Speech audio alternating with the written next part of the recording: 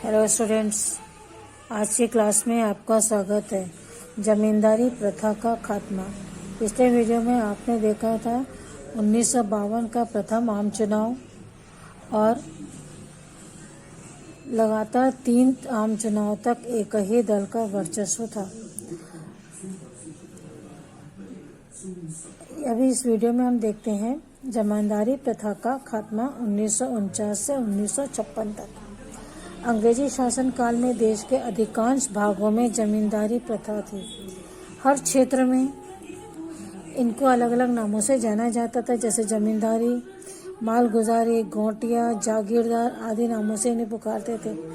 इनका काम था गांव के किसानों से लगान इकट्ठा करना और उन्हें जमीन का मालिक माना जाता था।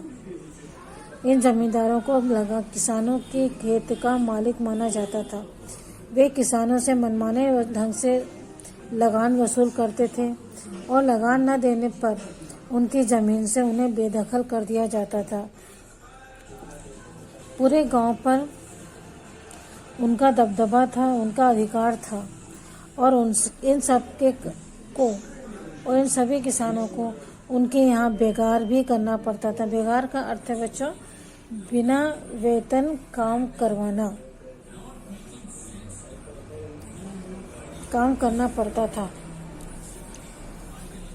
स्वतंत्रता आंदोलन के समान ही इस समय किसान आंदोलन भी चल रहा था, जो कि पूरे देश में लगातार चल रहा था। लगातार स्वतंत्रता आंदोलन के समान ही पूरे देश में किसान आंदोलन भी चल रहा था। स्वतंत्रता के बाद राज्य सरकारों का पहला काम था जमींदारी प्रथा का अंत करना। लगभग हर राज्य के जमींदार उन्मूलन, बेगारी समाप्ति और किसानों को भूमि वितरण संबंधी कानून बनाए गए। जमींदारी प्रथा को उन्मूलन किया जाए, बेगारी प्रथा को बंद किया जाए और सभी देश के किसानों को भूमि प्रदान की जाए। इस उद्देश्य की पूर्ति के लिए 1956 तक यह हल निकाला गया कि जितने भी जमींदार हैं उनकी ज़मीनों को सरकार जब्त कर ले और उन पर उन्हें गरीबों में बांट दे। पिछले अध्याय में मैंने आपको इस बारे में बताया था कि ऐसे जमींदारी प्रथा का अंत करने के उद्देश्य से सरकार ने जब कानून बनाए, तब जमींदारों ने अलग अलग तरीके अपना करके अपनी ज़मीन को अपने ही अधिकार में रखा। कुछ थोड़ी बहुत ज़मीन उन्होंने सरकार को भले दान में दी, लेकिन अधिकांश ज़मीन को उन्होंने अभी भी अपने पास रखा हुआ था। इस प्रकार जमींदारी प्रथा जो है पूरी तरह समाप्त नहीं हो पाई। इसमें लगभग जो ज़मीनें सरकार को प्राप्त हुई जमींदारी प्रथा के समाप्ति से, उस समय उसे 200 लाख किसान परिवार लाभान्वित हुए थे और उन्हें अपने खेत प्राप्त हुए थे, अर्थात वे अपने खेतों के मालिक बने और प्रायः मध्यम दर्जे के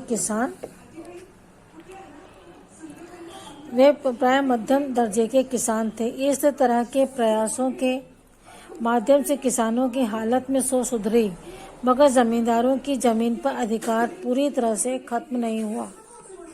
वे कई हथकंडे अपनाकर जमीन पर अपना अधिकार बचाने में सफल रहे। गरीब किसान और भूमिहीन अभी भी जमीन से वंचित थे। गरीब किसान अभी भी भूमि से वंचित थे, उन्हें अभी भी अपनी जमीन नहीं प्राप्त थी। जमींदारों ने किस प्रकार से अपने जमीनों को बचाने का प्रयत्न किया होगा?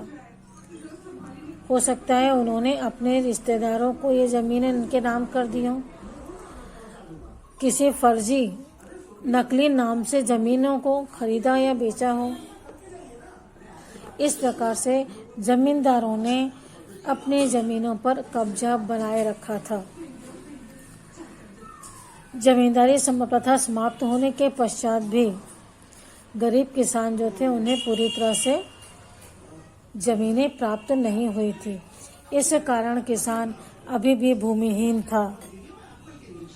इस समय की दूसरी प्रमुख समस्या थी हिंदू कोड बिल 1952 से 56। पहले आम चुनाव से भी पहले की बात है, जब संविधान सभा में हिंदू समाज में महिलाओं के अधिकारों को स्थापित करने के लिए, जातिवाद को कमजोर करने और देश भर के हिंदुओं के परिवारों की संपत्ति संबंधी कानूनों को व्यवस्थित करने के उद्देश्य से एक व्यापक हिंदू कोड बिल तैयार किया गया। डॉक्टर भीमराव अंबेडकर ने इसको तैयार करके संविधान सभा में पेश किया करने में अहम भूमिका निभाई। प्रधानमंत्री पंडित जवाहरलाल नेहरू भी इसके समर्थन में थे, मगर रूढ़िवादी हिंदुओं ने इसका कड़ा विरोध किया। अतः पहले आम चुनाव के बाद इसे उठाने में का निर्णय लिया हुआ। इससे दुखी होकर डॉक्टर अंबेडकर ने मंत्रिमंडल से त्यागपत्र दे दिया था और राजनीतिक रूप से गहरे मतभेद उत्पन्न करने वाले इस बिल के बारे में और समझते हैं। हिंदुओं के लिए, ये विशेषकर महिलाओं के लिए बनाया गया था, जिसमें हिंदू महिलाओं की स्थिति को सुधारने के लिए यह बिल बनाया गया था, जिसमें संपत्ति संबंधी कानून विशेष था। इसे बनाने में डॉक्टर अंबेडकर की महत्वपूर्ण भूमिका थी, लेकिन पारंपरिक रूढ़िवादी लोगों ने इस बिल का विरोध किया और प्रथम आम चुनाव 1952 के बाद इसे पुनः उठाने का प्रयत्न उठाया जाएगा। संविधान सभा में, लोकसभा में, मंत्रिमंडल में उठाया जाएगा। इस उद्देश्य से इसे तत्कालीन मंत्रिमंडल से खारिज कर दिया गया था और इसी बात से दुखी होकर पंडित डॉक्टर भीमराव अंबेडकर जो है, उन्होंने मंत्रिमंडल से त्यागपत्र भी दे दिया था। अंग्रेजों के समय पूरे देश में अपराध, चोरी, हत्या आदि संबंधित समान कानून लागू हुए थे, जिसे क्रिमिनल कोड कहते हैं। लेकिन जहाँ तक शादी, परिवार, संपत्ति, बच्चे गोद लेने जैसे मामलों पर लोगों को धर्म के आधार पर न्याय किया जाता था। हर धर्म में इन नियमों के अलग अलग मान्यताएं थी। अक्सर एक ही धर्म के अलग अलग कानूनी व्यवस्थाएं भी थी। सामान्यतः सभी धर्मों में ये नियम प्रतिसत्तात्मक और पुरुष प्रधान थे और महिलाओं को समान अधिकार नहीं देते थे। हिंदू समाज में 19वीं सदी से ही महिलाओं के अधिकारों के लिए व जाति प्रथा के विरुद्ध सुधार आंदोलन चल रहे थे।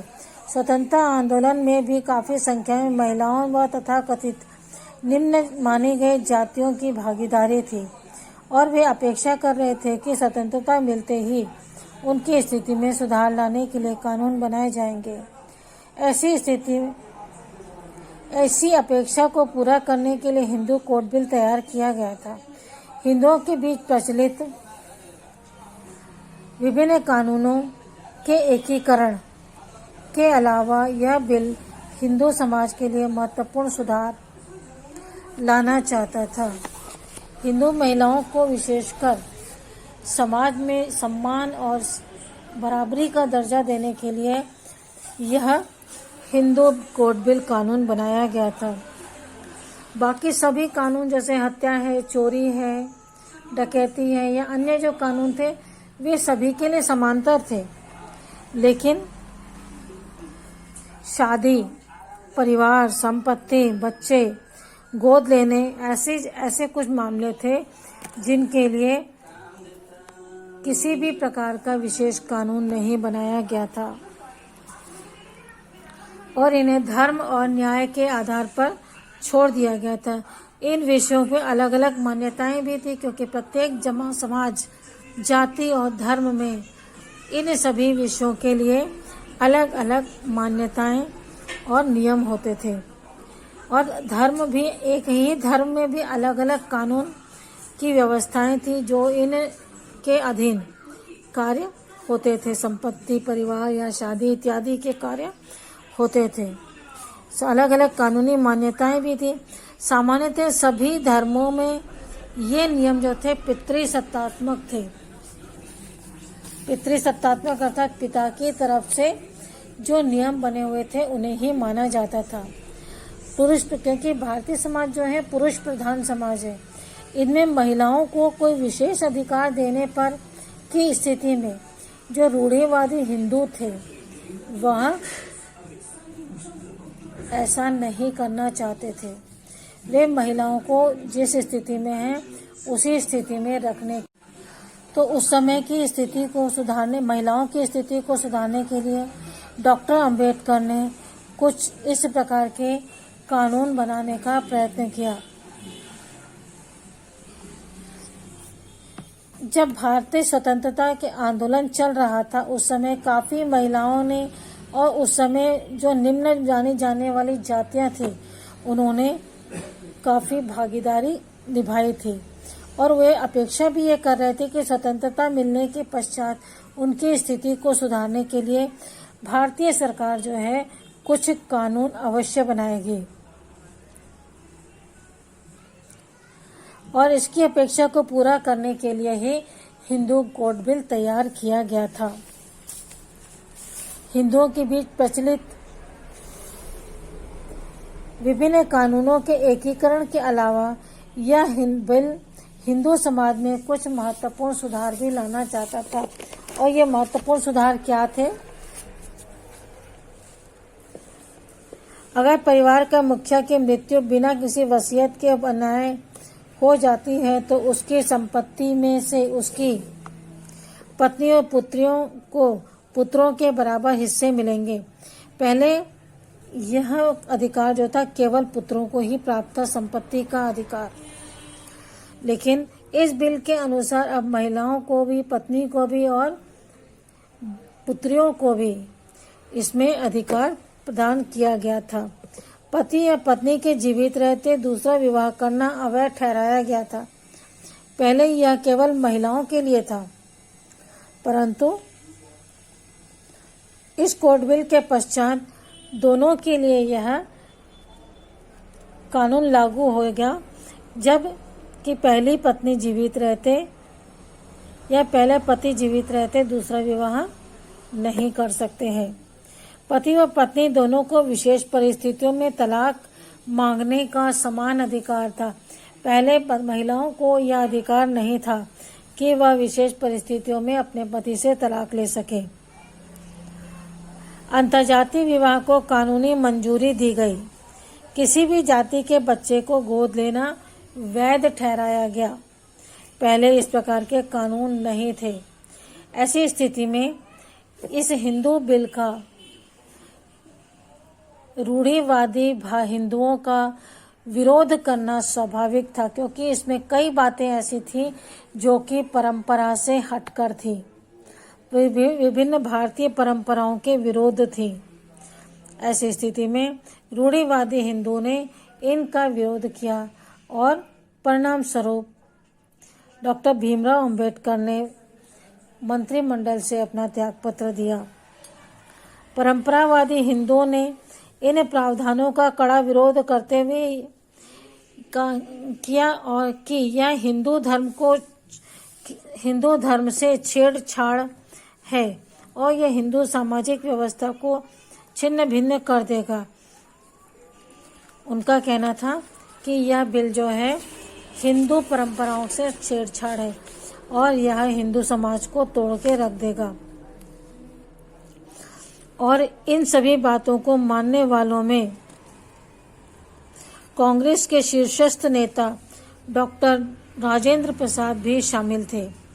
इसके विरुद्ध सुधारवादी हिंदुओं व महिलाओं व सांसदों का कहना था कि जातिवाद का खात्मा और महिला व पुरुषों में समानता लाए बिना समाज में न्याय और समानता का सिद्धांत स्थापित नहीं हो सकता।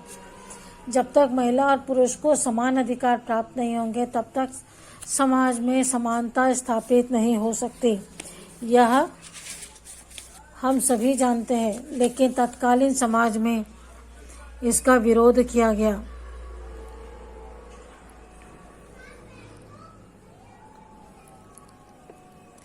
और यही विवाद जो है 1952 के आम चुनाव का प्रमुख मुद्दा बना और कांग्रेस भारी जीत के चलते इस कानून का विरोध भी कमजोर हो गया और इस कानून में कुछ बदलाव किए गए और बदलाव के साथ यह कानून जो है पारित हुआ। और यह कानून जो है एक साथ पारित न होकर के अलग अलग कानूनों के रूप में पारित हुआ। देश में सामाजिक बदलाव लाने व महिलाओं को समान अधिकार दिलाने की दिशा में यह एक निर्णायक कदम था।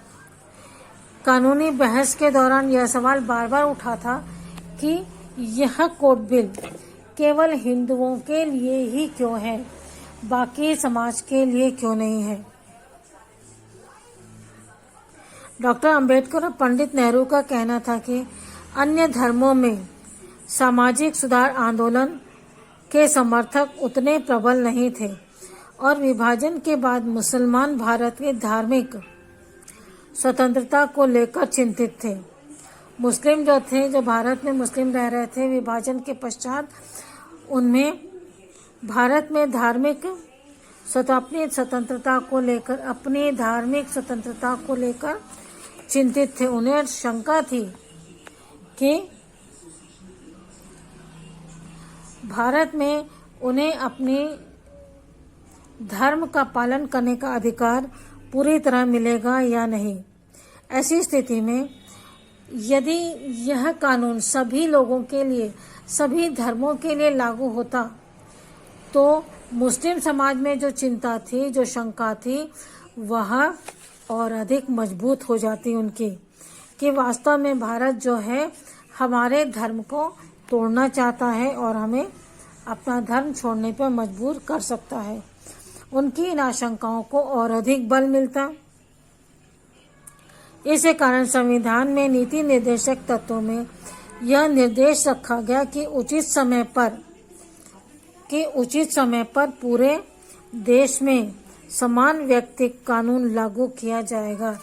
लेकिन तत्कालीन परिस्थितियों में इसे हिंदू कोर्ट बिल के नाम से ही जाना गया। बच्चों, इस वीडियो में इतना ही। अगले वीडियो में हम इसके आगे देखेंगे। Okay, bye.